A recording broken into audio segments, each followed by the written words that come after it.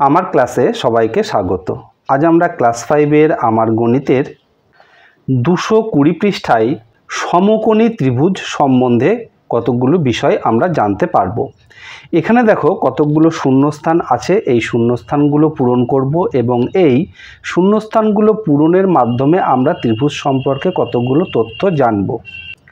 এখানে দেখো একটি ত্রিভুজ আছে, এটি কিন্তু সমকোণী ত্রিভুজ। তো প্রথমেই আমরা জানব সমকোণী ত্রিভুজ কাকে বলে।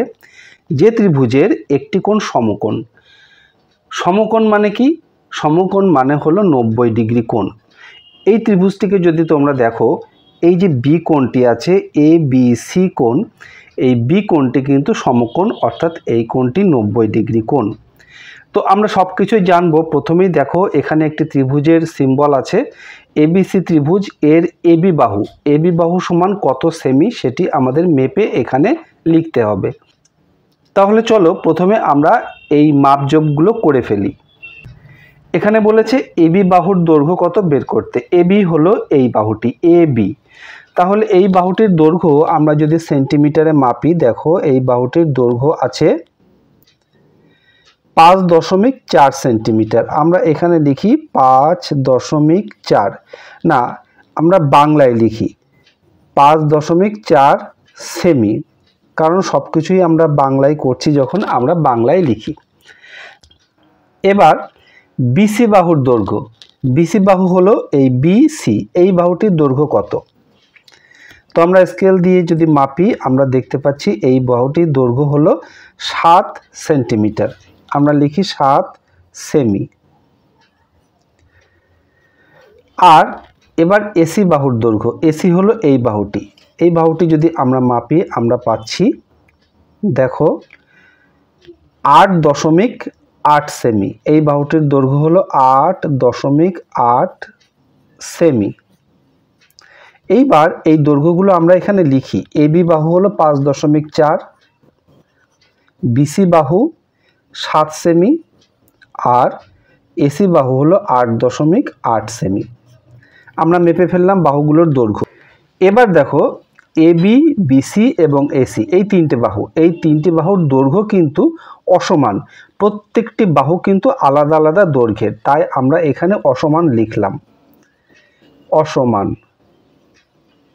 তাহলে প্রত্যেকটি বাহু যদি অসমান হয়, সেই ত্রিভুজকে আমরা কি রকম ত্রিভুজ বলি?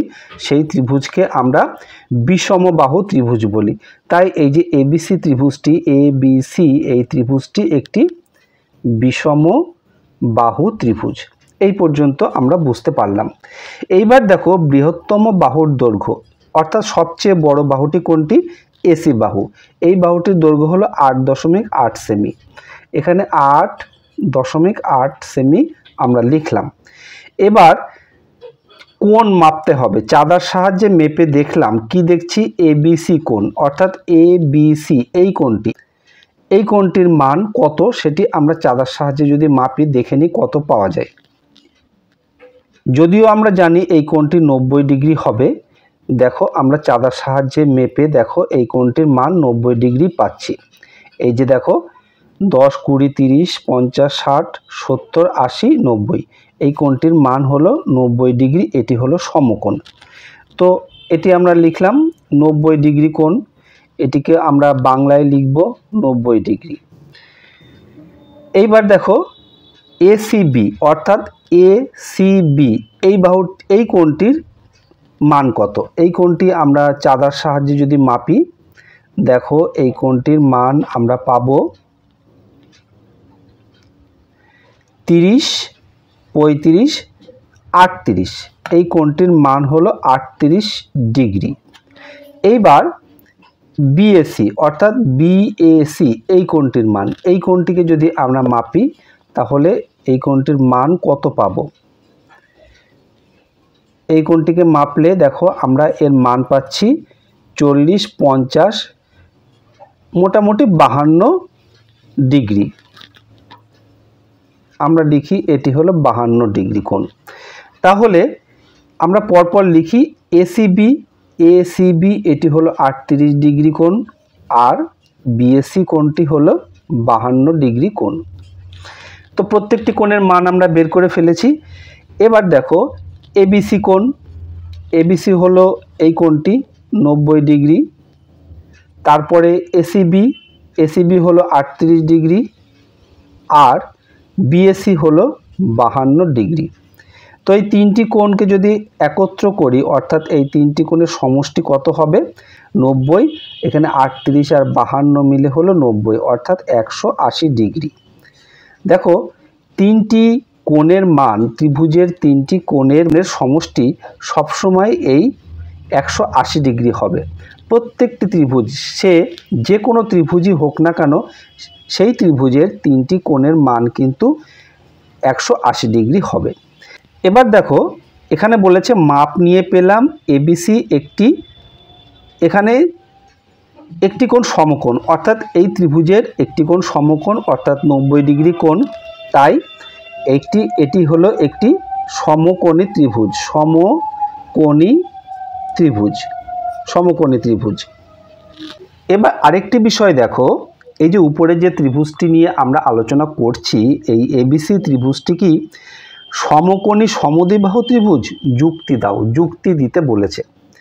দেখো এখানে আমরা প্রত্যেকটি বাহুর দৈর্ঘ্য কিন্তু মেপেছি, প্রত্যেকটি বাহুর দৈর্ঘ্যই কিন্তু আলাদা আলাদা আছে।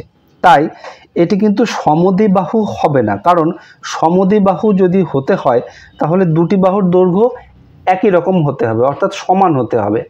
এখানে যেহেতু দুটি বাহুর দৈর্ঘ্য একই রকম নেই, প্রত্যেকটি বাহুর দৈর্ঘ্যই আলাদা, তাই এটি সমদ্বিবাহু হবে না। তারপর দেখো সমকোণী ত্রিভুজের সমকোণের বিপরীত বাহুটি কি হবে? এই যে সমকোণ, তার বিপরীত বাহু এটি হলো 8.8 সেমি, সবচেয়ে বড় বাহু এটি। তাই বিপরীত বাহুটি সবসময় বৃহত্তম হবে।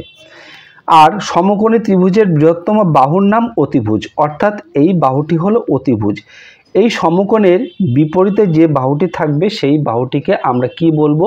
অতিভুজ বলবো। তো এই পর্যন্ত আমরা মোটামুটি সব বুঝে ফেলেছি। তারপর দেখো 221 পৃষ্ঠার একদম উপরের দিকে এখানে কতকগুলো বিষয় আছে যেগুলি আমরা পরিষ্কারভাবে বুঝে নেব। সমকোণী ত্রিভুজে কি পেলাম? এই যে এতক্ষণ আমরা ত্রিভুজ নিয়ে আলোচনা করলাম, সেখানে আমরা কি পেলাম? যে ত্রিভুজের একটি কোণ সমকোণ সেই ত্রিভুজটি সমকোণী ত্রিভুজ, অর্থাৎ কোনো ত্রিভুজে যদি একটি কোণ 90 ডিগ্রি হয় সেই ত্রিভুজটিকে আমরা সমকোণী ত্রিভুজ বলবো। তারপর দেখো যে ত্রিভুজের সমকোণ সংলগ্ন বাহু দুটি সমান সেই ত্রিভুজটি সমকোণী সমদ্বিবাহু ত্রিভুজ হবে। তো আবার আমরা এই আগের ছবিতে চলে এলাম। আগের ছবিতে চলে এসে দেখো এই যে এটি সমকোণী ত্রিভুজ, কিন্তু এর প্রত্যেকটি বাহুর দৈর্ঘ্য আলাদা, তাই এটি সমদ্বিবাহু সমকোণী নয়, অর্থাৎ সমকোণী সমদ্বিবাহু নয়, সমকোণী বিষমবাহু। যদি এর দুটি বাহু একই রকম হতো অর্থাৎ একই দৈর্ঘ্যের হতো তাহলে আমরা একে বলতে পারতাম সমকোণী সমদ্বিবাহু ত্রিভুজ। তো আমরা এখান থেকে দেখছি যে ত্রিভুজের সমকোণ সংলগ্ন বাহু দুটি সমান সেই ত্রিভুজটি সমকোণী সমদ্বিবাহু ত্রিভুজ হবে।